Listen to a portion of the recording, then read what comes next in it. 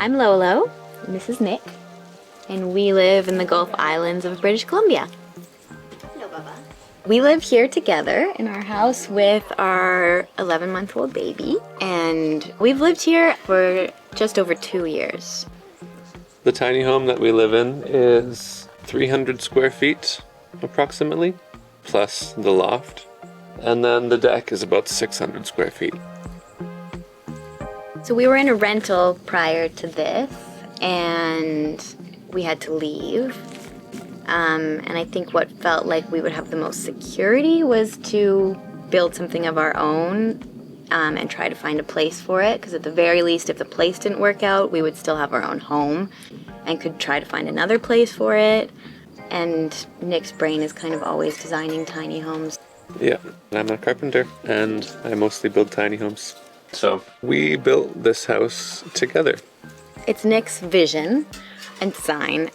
He made a little cardboard model with a little human model to see how everything would fit. Like there was one area where he's like, oh yeah, actually the roof isn't high enough there. We built it in 3 months, so we were on a super tight schedule. And we were working 10-hour days. So Nick did mostly the building, but I did all the assistant work, and another friend helped us. There's tons of things that still need to be finished that just might never get done. I was keeping track of all the expenses, so we don't have Nick's hours or my hours, and we had a lot of the wood. Yeah. But everything we paid for came to, I think, $40,000 Canadian. That's including the trailer, which is $13,000 right off the bat. This is a 14,000 pound capacity tiny home trailer, and it's from Rainbow Trailers in Alberta. The trailer itself is 28 feet long, but I think the tiny home's probably more like 32 because it's got bump outs. And it's an 8.5 wide, it's 102 inches. So it's basically max legal road width, but we framed it over and then we just have to pull a permit to move it. So it is just a 2-axle trailer, but it's framed quite light.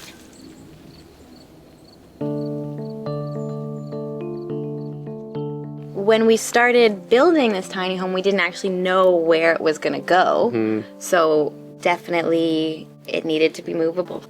And yeah, we rent where we are, so we have a 3-year agreement with our landlords, so that's been really sweet to just not have to worry. Well, I think it definitely increased our housing security. And I work as a flower farmer, so we got super lucky with this big, beautiful meadow that we could park it in. We have a lot of privacy, and then our landmates, and who are also our landlords, are close by, but kind of have our own zone, which is perfect. It's so quiet. Yeah, we have no neighbors back there. It's amazing. Pretty special. I think it's getting more common of people wanting to put spots for tiny houses on their property, because then it kind of can be a win-win. The rent is super affordable because we bought the house, so we're super fortunate in that way. Yeah. Makes us have to work less. And we save more money. We contribute to hydro because we're obviously using hydro. When we moved here, we ran a trench from the power system and water system over there. So we have a lot of power coming through. We're only running on 30 amps right now. This is sort of a separate circuit for a shed.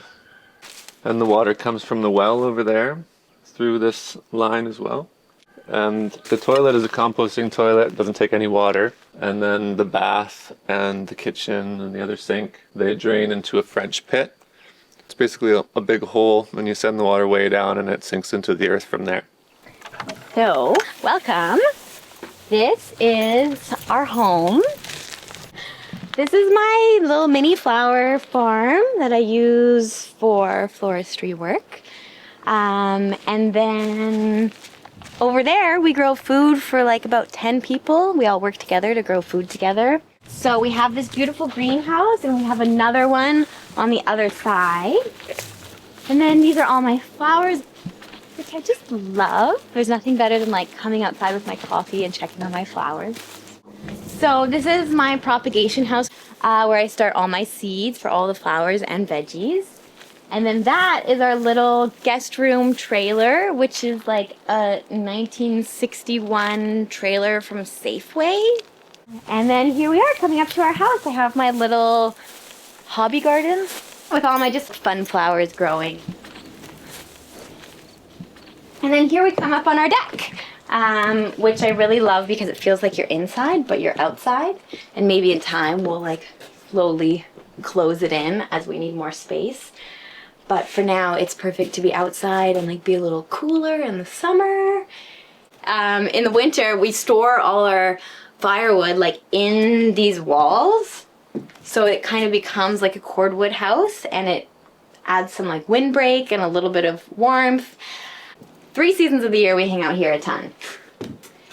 This is an outside wood stove that we can use when there's no fire ban. So in the spring it's super nice, and in the fall it's super nice. A little bit in the winter, it's really fun to sit around and have a little barbecue or something with friends.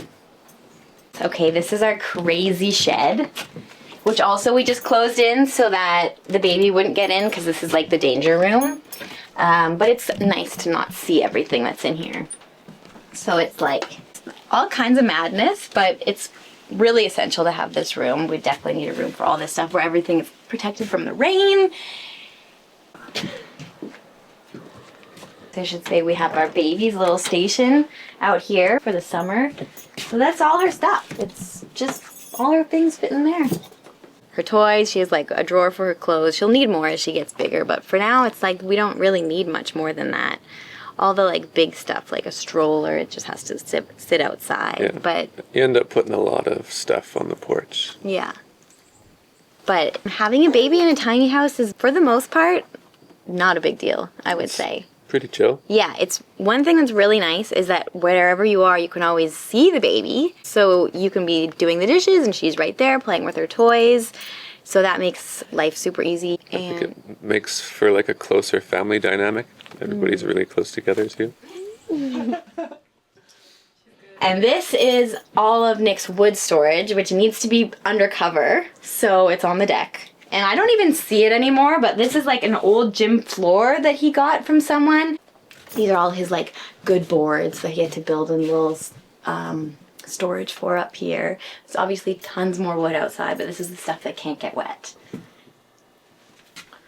When we moved to the house here, this deck was already here. It was like the old cabin from this property, and it was just the exact size of the tiny home, and it just was perfectly level on its own, basically. But we harvested all these poles from the forest, and last summer built this overhang for it, and we're just slowly building it in. So as we come in the front door, this is the living room. All the windows were from a heritage house in Victoria. And they weren't the original heritage windows, they were the replacement windows in the 90s. So they're all thermal pane, and we got them for $10 each.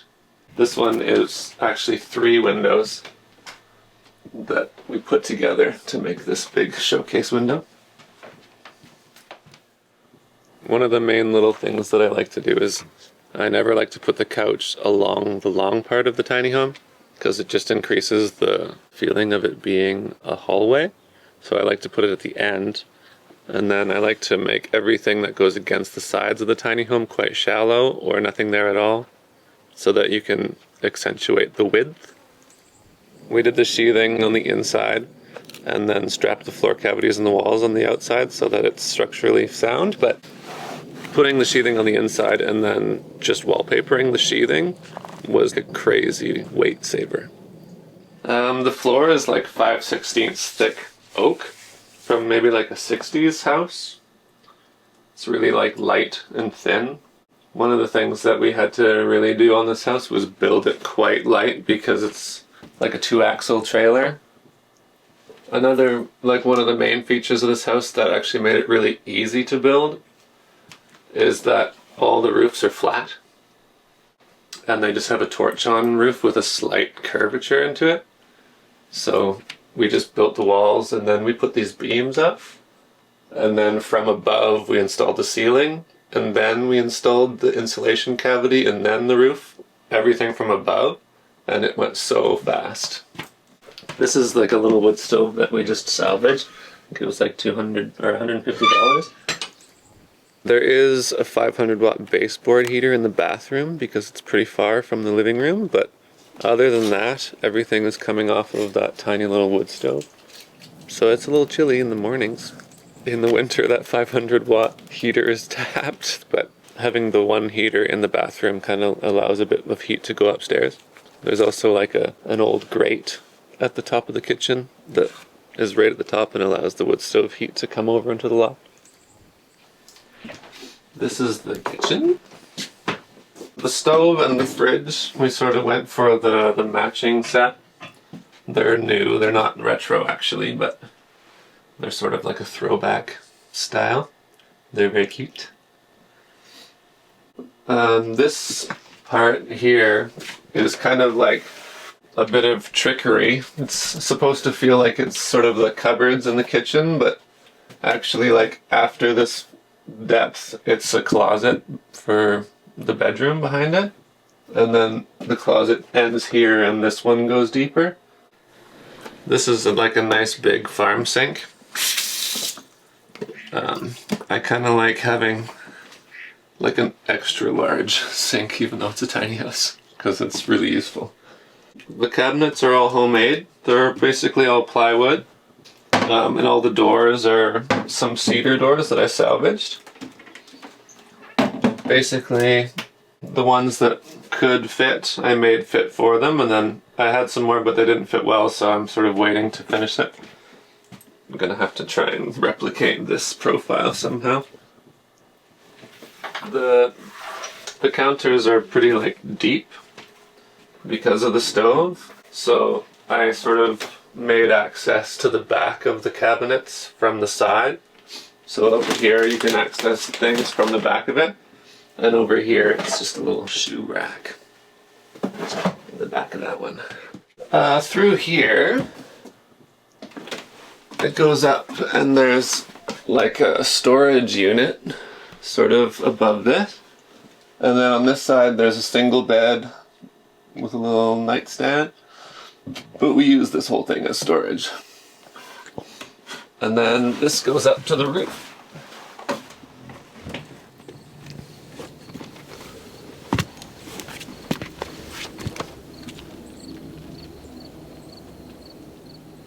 This was the original front door. So now it's just kind of a window. But when we moved here, we realized that it was going to be facing the wrong direction, so we took out a window over there and made that the door. But actually now, this is just where we're going to park another tiny home and make a tunnel through. So we have like another wing, you know? Maybe.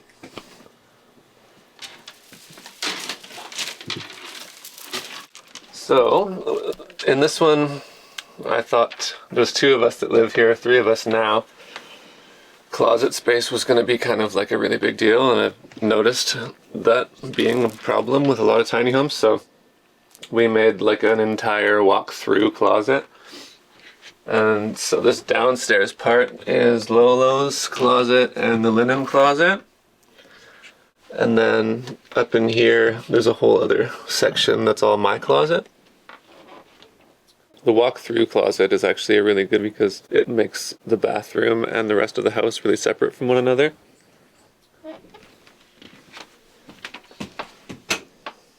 This is the bathroom. It's just like bucket style composting toilet, nothing to it. This is the bathtub zone. It was sort of meant to be like a solarium bathroom, but again, situated wrong. So it's like the dark side of the house, but still really nice. You can look up at the forest, but it doesn't do super well with the plants. The tiles are like pretty hot pink. The whole bathroom used to be this color. It was really fun for 2 years, and then I was like, I don't really want it to be like that color anymore. So I painted it and sort of shabby chic'd it a little bit. So this was open. It didn't always have a door to the bedroom, but we were having cat troubles, so I made this sort of janky door because it kind of covers the doorway a little, which is really narrow already. I think I'm going to change it to be hinged on both sides and have like the tiniest little French door. This is the little staircase up to the loft. No ladder to the main loft, so it's pretty like easy to go up and down. It's not really like, I like to do a loft with a sort of landing next to it, so it just feels like you're in a new room and not sort of climbing into the loft. And then this guy's just a little temporary staircase, so you can get up here a little easier. And it's got a king-size bed with a nice opening windows on either side. And then the back is a little blanket box. And everything, it's all cedar. Everything's cedar in this spot. There is another secret room. During the winter, I was going a little stir crazy, and I started digging a basement under the deck. So this is the entrance. So this is under the deck. And I've dug down about 5 feet. And I guess the plan is to sort of dig to the edge this way, and then to the beam, or just beyond the first beam on the deck. But I won't go any farther that way because I don't want to undermine the tiny home. Yeah, so I'll dig down a little farther, but I've been also, like as I dig it, putting in posts for the deck and sending footings down below, so it's actually making the deck way stronger too, because it was sort of on rotten old stumps. We have little synthesizer sessions down here on the table. Right now it's only a hole, basically, but that's exactly where I would want a music studio.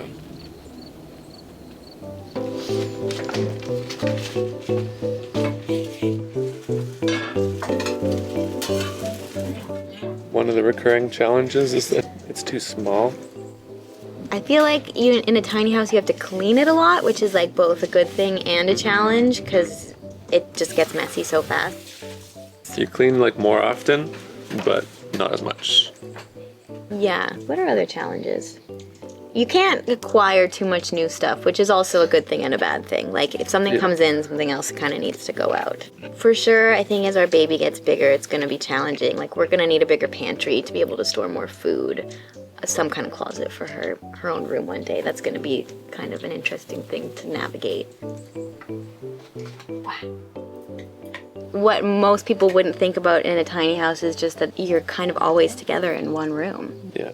So I think it's really important to make a big bathroom and put a bathtub in there, because that's kind of where we have our solo time. Someone will have like an hour and a half long bath. Yeah, like maybe the bedroom could be a solo space, but then the baby's sleeping up there. Yeah, small spaces are challenging. Yeah, we would just love to have like each our own separate studio.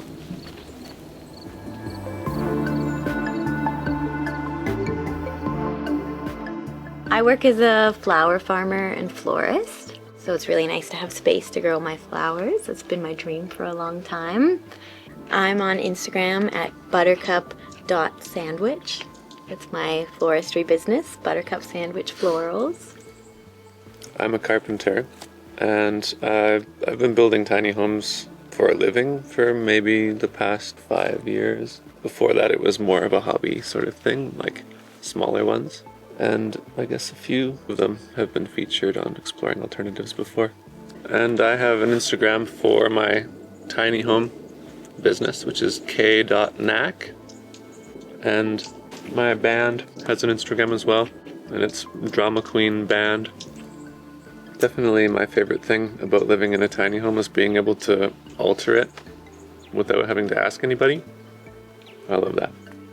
Yeah, my favorite thing about our tiny home is just that it's really cozy and it feels like ours and just feels like it really represents us.